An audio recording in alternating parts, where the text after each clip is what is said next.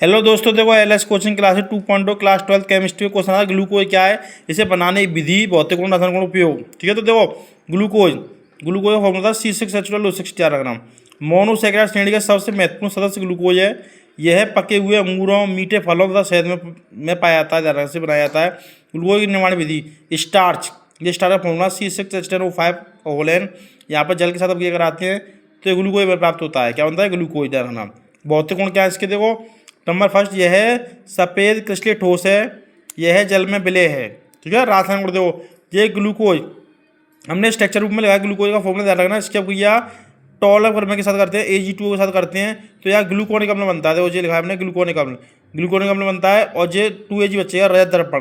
ध्यान रखना, क्या है? रजत दर्पण, सिल्वर फॉल। ध्यान रखना, इसे कालाक्षेप भी कहते हैं। ध्यान रखना, ठीक है। दूसरा देखो, ग्लूकोज की अभिक्रिया हमने की फैलिंग विलयन 2CuO फैलिंग विलयन के साथ करते हैं, तो यहाँ बनेगा ग्लूकोनिक अम्ल, सीधा ग्लूकोनिक अम्ल बनेगा। और यहाँ पर Cu2O बचेगा, लाल अवक्षेप। यहाँ पर 2Cu था, ये हो गया 2Cu2O, लाल अवक्षेप। ध्यान रखना, ठीक है। उपयोग, मिठाइयों को मधुरक बनाने में और अपचायक के रूप में ध्यान रखना, ठीक है।